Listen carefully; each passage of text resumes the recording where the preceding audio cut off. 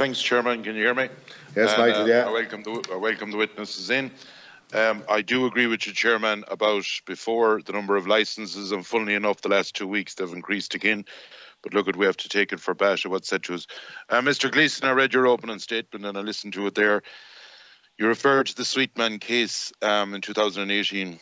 You are probably aware, Mr. Gleeson, that in 2004, the Biogeographical Conference Ireland submitted 832 sites that were adopted as sites of community importance. You are probably aware, Mr. Gleeson, that in 2010 and 2011, on your website, copied from the national parks, you had stated that your department had stated that you were going to comply with all parts of the Habitats Directive. Why did it take until 2018 for ye to come back and now use all this stuff to us today about the legal stuff that went on in 2018 and the different cases?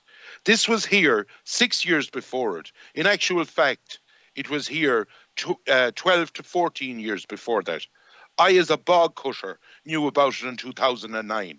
Why, as ye as a department, did ye not deal with it before it came to a head in 2018? Mr. Gleeson. Yeah, thanks, Deputy. So look, first of all, I accept much of what has been said about the licensing system, and we have an awful lot of work to do. But I think it's important to put on the record that there was a series of external factors here that led to this situation, and you've mentioned them now, Deputy Fitzmaurice. And the reality is that when directives of this nature are brought into force, sometimes there isn't legal clarity until there are judicial decisions. And the point is that there were two judicial decisions in 2018 and 2019 that had a very profound effect on the way we did our business. Okay. And that is the reality. I haven't that much time, but I'll be pretty blunt here with you. We were nobody down in the middle of the countryside as turf cutters. We knew about appropriate assessment. We knew about screening out.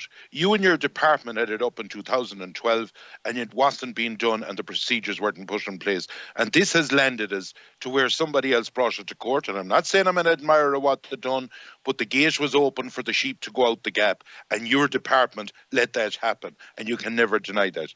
Can I ask a second question, because I want to run through them quick? There's a lot of people. Can I just respond to that, Deputy? Could I do that? Yeah. So look, first of all, I'm not in any way critical of anybody who takes a court case. They're perfectly entitled to do that. But listen, the fact is that what changed in those court cases was that our view was that where there was mitigation, you could take that into account in whether to determine that an application needed to be screened in. And what changed in those court cases, it wasn't that we denied the need to do appropriate assessments, but the circumstances in which they were required changed. So that's what happened. So it wasn't the reality of it is there was a 15-kilometre buffer zone in 2011 and 2012. I dealt with it at the time. Everybody knew about it at the time, and unfortunately it wasn't able to. So let's move on to the next question. Monthly targets for basically the licenses that's with the ecology hasn't been reached. You've talked about the numbers of staff you've got in. Hasn't been reached any month this year. In actual fact, for 2 months, we had 12 and 34. And I know you talk about the delay, but some of those were coming from a few months back. Why, with 27 ecologists, that there was basically, there wasn't even one a month done for 2 months? Can you explain that? Well, Deputy, first of all, we're trying to develop a system here that works smoothly, but it's not a production line. This isn't the Ford factory where we're just able to punch out these things month by month. And it is true that we haven't met our targets for ecology, and I'm not sure that those targets are realistic, but we have increased our licensing substantially. And what we know now is that we have a licensing system that's capable of delivering more than 100 licenses a month. And I think that's a significant advance. The one question I'm asking you, there's 34 and 12, it's 46. You have 27 ecologists. That's not two. That's not one ecologist to do one of them in a month for 2 months. What's wrong there? Deputy, that's the impact of the statutory instrument that we notified you about in July, but I'll ask Mr Hayes to develop on that point. No, that's exactly it. The figures that the Deputy are referring to are the output of licences in those months on just which... Just clarify one thing. When the Minister was in... just clarify one thing before you say too much. The Minister was in June to us and it made us aware that there'd be 1 month of a delay, which every TD here agreed to, and that was the month of July. But I am looking at July and August, and we were told that for 4 weeks that was the total that was going to be a delay. But the delays seem to go on and on. What's the reason? So just to address that question, so we wrote to the committee on the 20th of July, and we said that there would be a delay through August and through July and up to the middle of August. And that was based on our assessment of the impact of this on our administrative system. Now, when we tackled this, it was more complicated than we thought it would be. So, for example, we had to go through every application manually that was lodged before the 11th of January. And we had to redact personal information from every single application. And that's something we just weren't set up to do. So, I mean, the period went from, it extended to 8 weeks beyond where we thought it would extend to. And it was because the process of establishing a new system to deliver this public consultation was more difficult than we initially thought. Have you received, Mr. Gleeson, I know the Minister is supposed to have received a scathing letter from one of the committees in Project Woodland about how frustrated they're getting, and is there, from what we're hearing, that Project Woodland, there are people ready to resign off the whole Project Woodland committee? Yes, committees with views on what the Project Board said in its interim report, and that's exactly the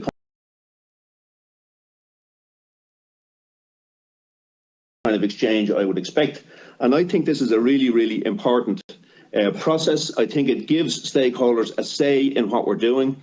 We're engaging in activity now that's specifically as a result of the recommendations of those working groups. And as I say, just today we've selected a recommended tenderer to conduct this process review. And I think that will really help us to deliver on a lot of the objectives of Project Woodland. So, I mean, I think, look, right. We'll continue to engage with the working groups, and the Project Board will meet every one of them in the near future. In 2017, there was 1,409 applications for planting. This year so far, there's 330. What does that tell you? Well, obviously, it's a significant concern because there are a range of reasons why we have ambitious forestry planting targets over the next 10 years.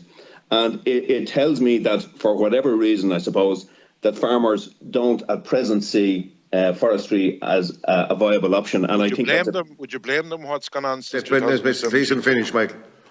Yes, well, I wouldn't, listen, I'm not in the business of blaming citizens for their actions because people are entitled to do whatever they want to do. But I think... I'm asking with the way the licenses were set up. I think that's a factor, but it's also the truth that forestry is a really relatively profitable activity for farmers, for dry stock farmers, that can coexist with their dry stock enterprises.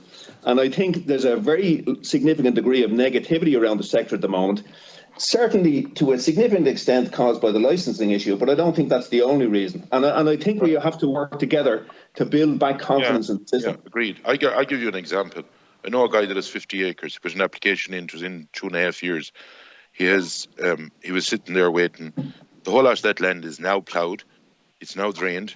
It's now going to have 30 years of slurry. It's going to have 30 years of fertiliser and 30 years of cattle, with the help of God for that person, all because of what went on within the licensing system. That's the reality of what the department has ended up with, and that's the reality of what's happening on the ground, just that you'll know. Can I ask another question? Current licence in the system, I think, is in July was 5,300.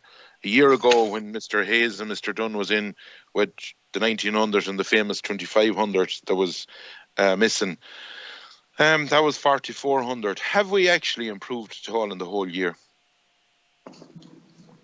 We have improved because we're issuing licenses now at a rate exceeding. I mean, for the 7 weeks before the SI came into place, we were issuing licenses at a rate of just under 100, and we predicted a drop off, a sharp drop off, which was more prolonged than we expected. And over the last 2 weeks, we're back up over the 100 as well. So I think we have improved. But I listen. Your anecdote there about that individual you mentioned there, that's just unacceptable. And listen, nobody's denying that. But these things are not simple to fix. There are issues about the legal framework we work in. There are issues about resources. There are issues about the numbers of ecologists that are available out there. And I think this work we're doing in Project Woodland to kind of reassess the legal processes, to reassess our own processes, that's going to be really important, I think. And Right. I hope... I've just two quick more questions. You have alluded that 80% now has been screened in of all applications. That's correct, isn't it? That because of the environmental rules. Yes. So when there's an application 2 or 3 years in the system, does your ecologist go to site when they're screening? No, my understanding is that it's largely a desk exercise, but I'll just ask Seamus Dunn to respond to that. Yeah, so the screening is carried out by the district inspector, and the district inspector normally goes out onto site. Sometimes the ecologist goes out onto site, sometimes they don't. Have they gone out to site in the last year, ecologists? They have gone out onto site in the last year, yes. Okay. And if an application is 2 or 3 years in the system, would it mean that the ecologist would definitely have gone out to site? It doesn't mean one way or the other whether the ecologist was on site or not. Do you feel, Mr. Gleeson, and we'd have talked to Mr. Hayes and Mr. Dunn about this before, that, say, the senior inspector has no choice now but to screen things, because in my, an ecologist has certain degrees after their name or certain letters after their name that can stand up in court. Do you feel that there is a fear among your senior inspectors to screen anything out? And do you fear that because of the unenviable situation that they are in, that a lot of your inspectors would have lost confidence in senior management because of what has gone on in the whole forestry sector over the last number of years? Well, you've used the word fear there, so I'm not sure fear is a relevant term here. So I think that the reality is that all of our officers and our forestry inspectors operate the system on the basis of their judgment of what is consistent with the law. And if we were casual about that, then I think we'd expose applicants potentially to worse outcomes in the long term. But I know it's difficult in the short term. In terms of our senior management, as far as I'm concerned, I'm dealing here with people who are extraordinarily dedicated, who are working 12 and 14 hours a day to try and resolve a very, very difficult situation. So that's my position on this, and I'm not aware of any loss of confidence in them, and I certainly haven't lost confidence in them. When Mr. Hayes, when the new CAP Consultative Committee was set up, I think it was set up in 2019, what officials from the Forest Service did you appoint to that committee? Well, sorry, Deputy, I mean, I'll take that question because it's not part of Mr. Hayes' responsibility. Okay, so, right, whoever. So the forestry sector, where, first of all, our forestry supports are delivered to a more significant extent outside of the Common Agricultural Policy. And for a variety of reasons, which I'd be happy to explain to you, I think that's the best for the future. And it is always open to, I mean, there are a variety of sectoral groups that wanted to be part of that group. It's always open to the forestry representatives to make submissions to that process. But there's a much more significant process going on in relation to forestry, at least I think it's a more significant process, which is the development of a vision for the sector with a view to putting a national forestry plan in place. And all of our forestry stakeholders are bound with the department through Project Woodland, cheek by jowl, in the development of that strategy. If you look at the new CAP, if you look at the new CAP, they talk about from 23 to 27 in the forestry sector, getting rid of red tape. They talk about the Euro Green Deal and the, all the great pluses for it. Why is forestry, when you're assessing a forest, always done in the negative if it may have an adverse effect? And I understand that's the legal side of it. But what about the side that I'm after giving you of the positive if it was planted rather than 30 years of something else going on? And do you feel in your department that over the last 4 to 5 years, you will now in 20 or 25 years be responsible for Ireland paying fines because we have not reached the target of planting that's required and will be required for Ireland under its mitigation measures?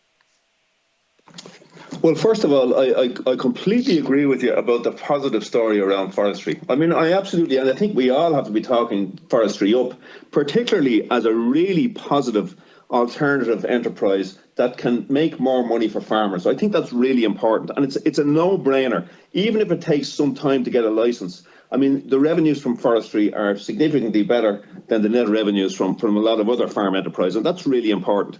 I mean, I don't know what's going to happen in 25 years. I think I've accepted that we need to up our game on afforestation, and that involves improving licensing, but it involves a whole range of other measures as well. And the only problem, but the only problem is, Brendan, and you know, and I appreciate everything you've said, because I want to finish on this to let other people in. The reality of it is, and one thing you might just give us a tip off one way or the other about it, that Quilcha does have a market or a thing in October. Will they have enough licenses to have that? Because they hadn't last year. But when you talk about forestry, talking it up, it is a dirty word, is the reality in rural Ireland at the moment because of the total fiasco that has gone on. There are a lot of people that are out of jobs. There are contractors that have lost machinery over this whole process. This is your fourth or fifth time between ministers, sec-generals and assistant secretaries and all the different relevant people down along being brought in, and this committee has spent a lot of time at it. But the problem is we don't seem to be making any headway. And out there, when you talk on the ground to the people that's involved, more frustration is happening day by day. That's not a good way to be trying to achieve something. When you'd have a year at something, do you consider, or do you worry, or do you say to yourself, maybe someone else in some sections should take the reins, they may do a better job? Do you look at that type of a thing? Well, first of all, the answer to your first question is yes. And the second thing is that what we're focused in here on is trying to improve our processes, trying to assess the legal framework to see if there's anything we can do about that. We're really open to the idea that somebody external would come and look at us, because I'm not the Pope, I'm not infallible ex cathedra, so I'm quite open to the idea that people from outside would come and look at our processes, and we're doing that through Project Woodland.